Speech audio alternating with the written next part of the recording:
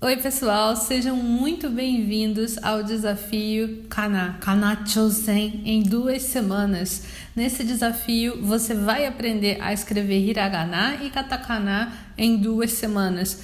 E o que é hiragana e katakana? Isso nós vamos ver nessa primeira aula, que é sobre a escrita japonesa. Eu desafio você a assistir esses vídeos. Cada dia vai sair um vídeo novo. Cada dia uma aula nova e eu desafio você a assistir os vídeos, a fazer os exercícios bem na ordem e assim que sair, para você realmente encarar esse desafio e realmente conseguir conquistar o hiragana e o katakana em 2 semanas. Mas Mônica, hiragana e katakana em 2 semanas, será que eu consigo? Até hoje eu não sei o katakana direito. Você pode estar pensando isso.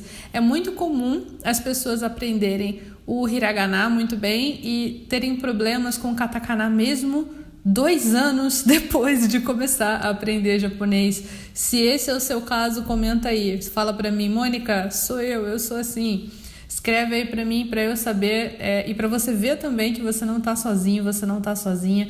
Acontece muito mesmo das pessoas aprenderem a língua japonesa, aprender bastante, mas ainda ter problema com o katakana. Eu quero que isso desapareça nesse desafio. Então, se você não sabe hiragana ainda, não sabe katakana ainda, nunca viu, e você está começando agora a língua japonesa agora, a primeira coisa que você tem que saber da língua japonesa é o hiragana e o katakana. Talvez você esteja pensando, mas eu não preciso saber escrever japonês, eu só preciso saber falar, eu quero aprender a falar.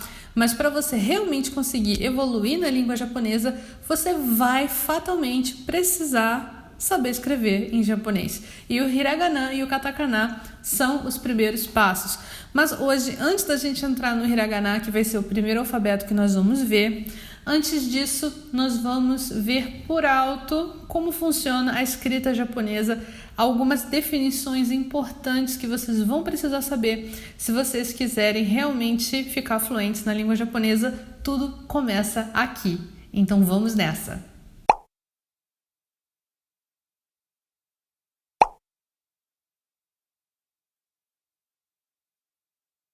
Então, entrando no nosso primeiro dia 1, a escrita japonesa. Eu vou falar a respeito da língua japonesa, a escrita em japonês.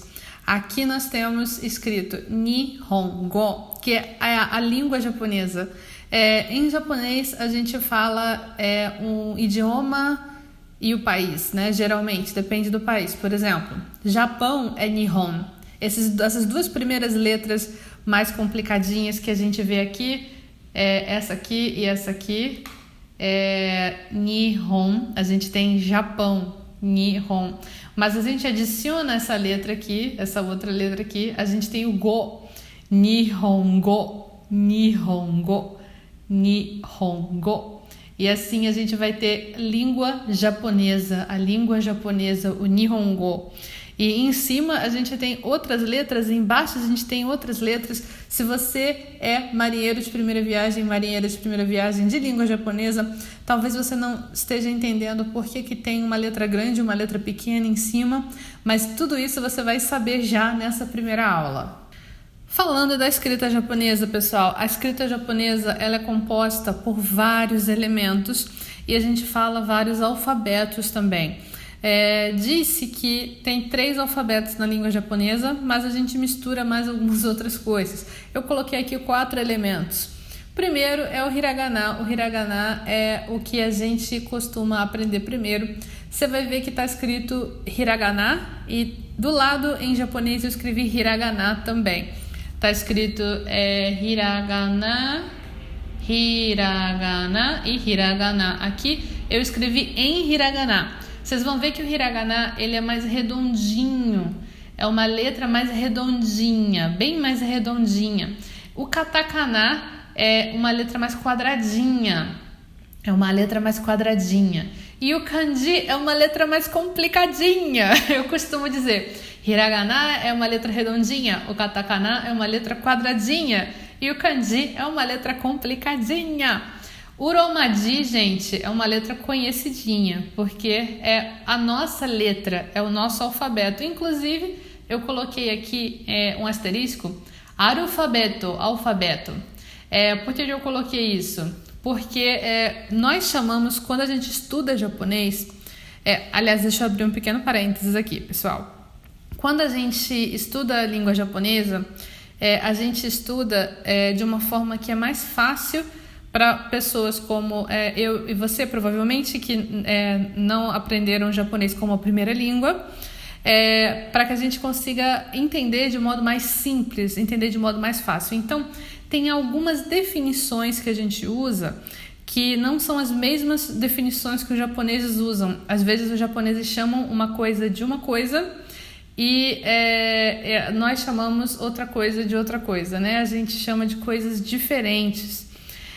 E no caso, essa palavra romaji é uma forma que estrangeiros usam para se definir as nossas letras romanas, né? A, B, C, D, né? Mas os japoneses costumam chamar de alfabeto.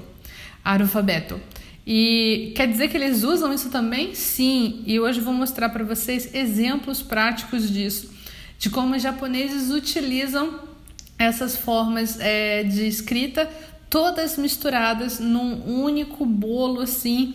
Parece que eles estão fazendo assim um prato com muito tempero, assim, várias coisas assim, vários sabores misturados, porque eles de fato usam muitos elementos na escrita. Então, vamos ver aqui a primeira coisa, que é tudo junto e misturado. Nesse pequeno pedaço de trecho que eu tirei de um livro aí que eu tenho por aí na estante, eu tenho vários livros aqui na estante, eu catei um livro para procurar um exemplo em que tivesse tudo escrito aqui, né? E aqui é exatamente esse o caso. Nós temos as letras mais complicadinhas que eu falei, né? São os kanjis. A gente consegue ver aqui os kanjis.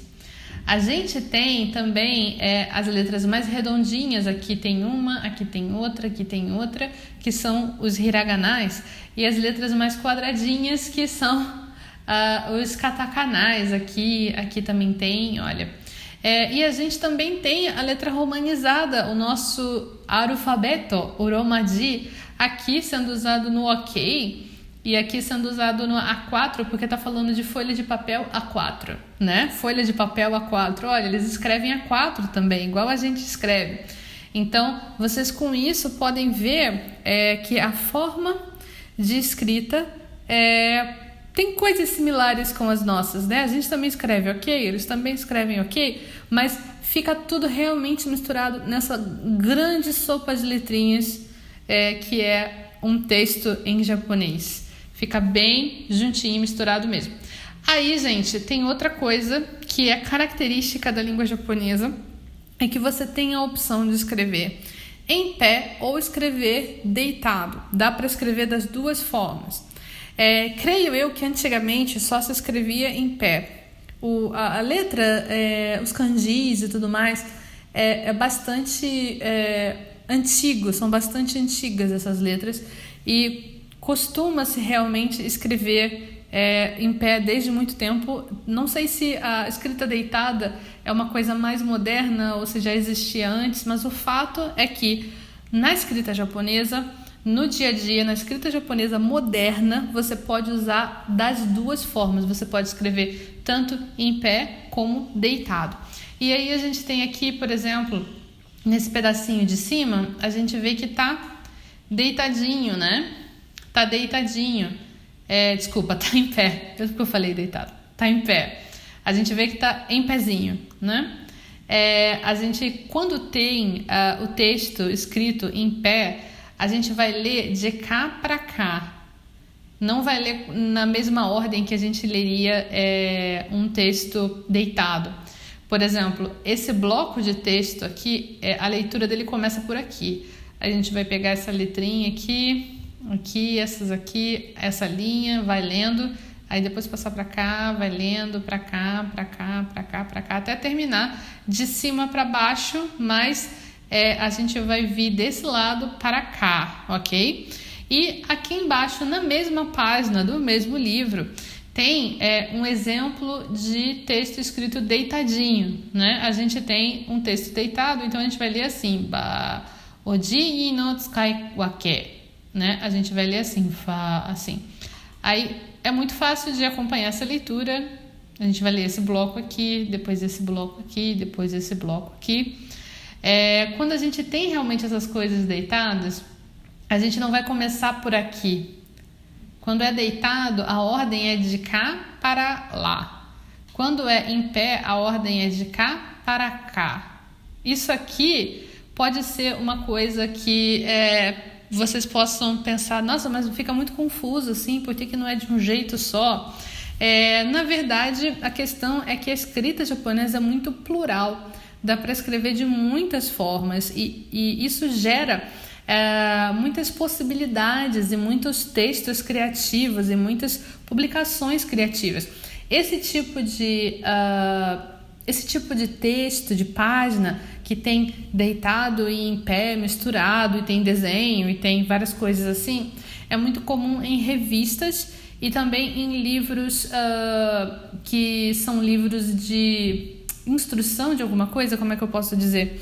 São livros que são um pouco mais didáticos. Por exemplo, esse livro que eu tirei essa foto é sobre boas maneiras no trabalho, boas maneiras no mundo dos negócios, né?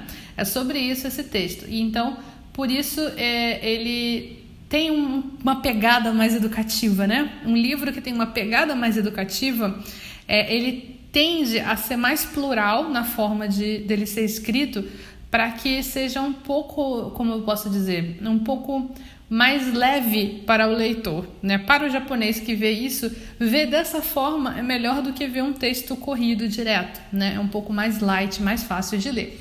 Então, fiquem sabendo que dá para escrever em pé e deitado na língua japonesa.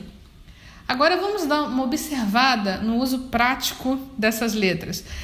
Não se preocupe, hoje nós só vamos falar a respeito dos conceitos, tá? Então não fica tentando pensar assim, ai meu Deus, mas eu não sei nada ainda, Mônica, vai com calma. Calma, a gente vai devagarinho.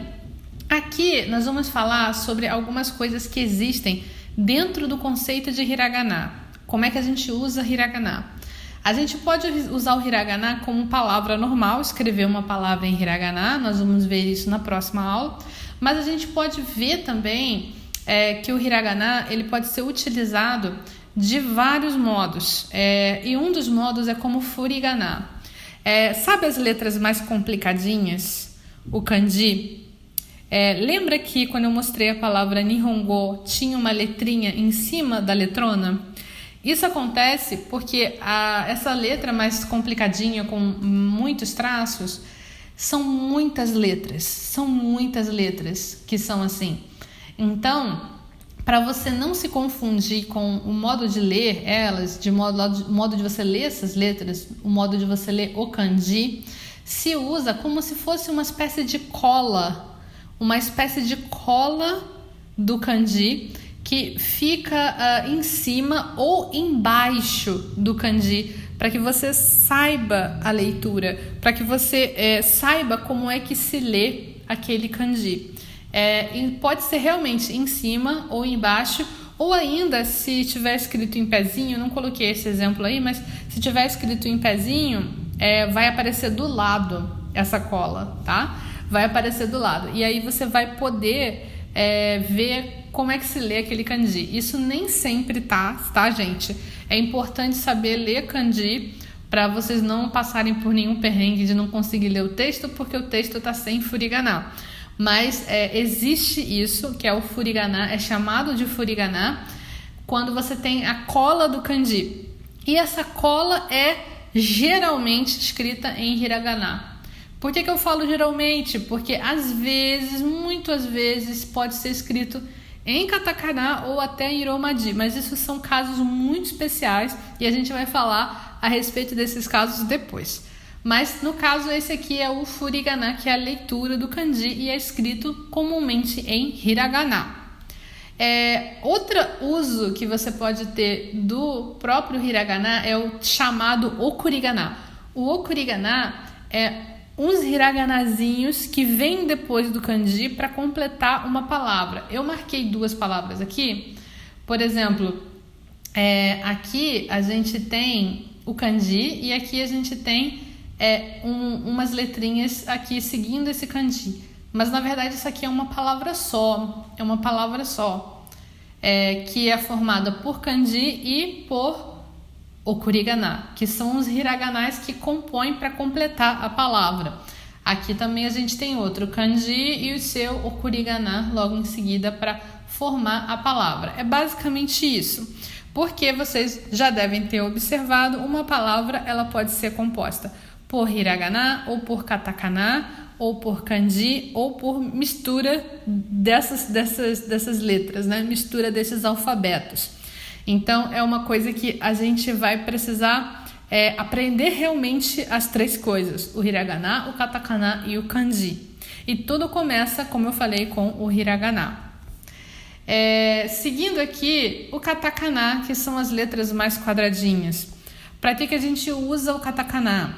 O katakana, ele de um modo geral, ele é usado para você escrever palavras estrangeiras. O que são palavras estrangeiras? São palavras que não vieram do japonês, que são palavras que foram adaptadas para serem usadas na língua japonesa, mas elas não vieram do japonês. A gente tem aqui, por exemplo, escrito em azul, está escrito business mana. Business mana. Mana é boas maneiras e business é negócios, é business. Business vem do inglês e mana vem do inglês também, que é manner, mas aqui no caso de boas maneiras, boas práticas do mundo dos negócios, né? Então a gente tem escrito em katakana porque são palavras que vieram do inglês. Ué, mas os japoneses não têm palavra para negócio e para boas maneiras? Tem sim. Só que, da mesma forma que no português a gente adota algumas palavras, no japonês eles também adotam palavras que vêm de fora e utilizam como eles preferem utilizar. Às vezes a gente tem palavras em inglês que significam uma coisa específica, mas em japonês você utiliza de outra forma, né? Você pode utilizar de outro modo. Por exemplo, quando você coloca o celular no silencioso, se usa essa palavra mana, boas maneiras, né?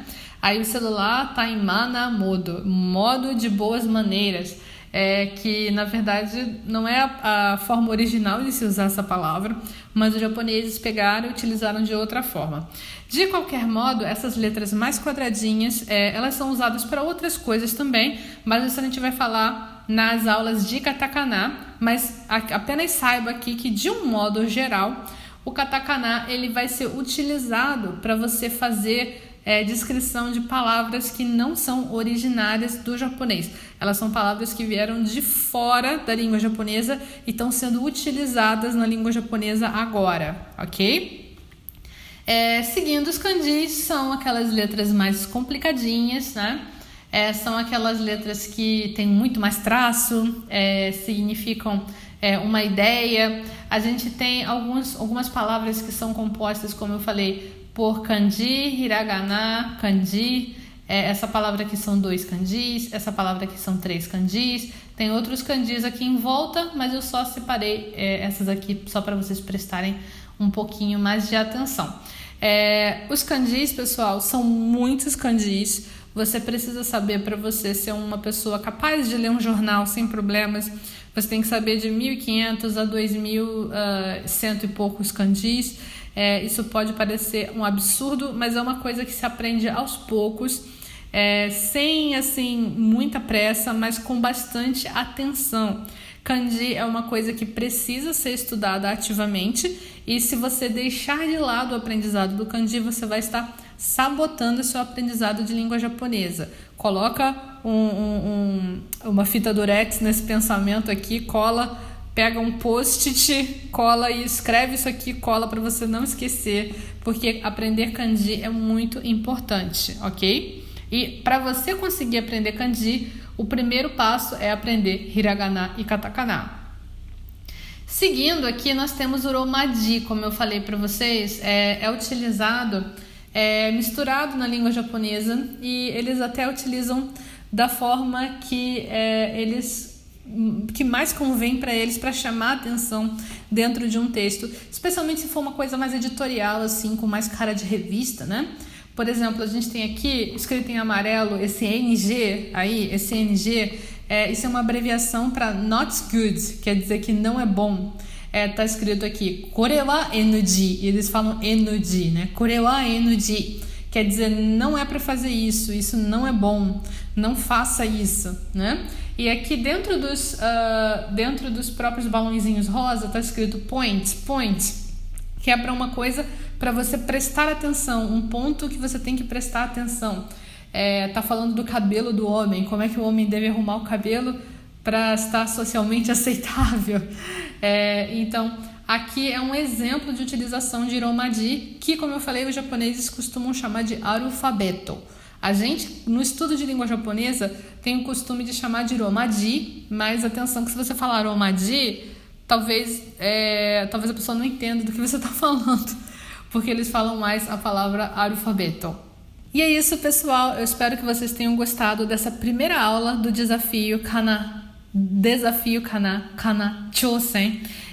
Vai ser um desafio de 2 semanas, ou seja, vão ser 14 aulas. Essa primeira aula é uma aula bem light, é uma aula de conceitos, mas é uma aula super importante para você poder entender o que está por vir. E na próxima aula, que vai sair amanhã, vocês vão ver como é que se utiliza corretamente o hiragana, como é que você faz para aplicar o hiragana. Eu vou mostrar exemplos de hiragana em pedaços de texto para que você possa realmente observar. E depois, nas aulas seguintes, você vai aprender a escrever os hiraganas todos. Eu espero que você tenha gostado desse vídeo. Se você aprendeu uma coisa que você não sabia, mesmo que você tendo estudado japonês há um bom tempo, escreve aqui, eu não sabia que, aí eu vou saber que realmente essa aula valeu até para você que já está começando a estudar japonês há um bom tempo, já está um tempinho aí estudando. E se você nunca sabia, quer dizer, você não sabia, nunca começou a estudar japonês e está começando agora, comenta aí também, comecei agora, vamos lá, entrei no desafio. E se você vai seguir esse desafio, vai ver todos os dias aqui as aulas, escreve aí, eu aceito o desafio Kana, e nós vamos juntos aí até o dia 14 que vai fechar as aulas aqui do desafio Kana. Eu espero que você tenha gostado dessa primeira aula e eu vejo você na aula 2. Tchau, tchau!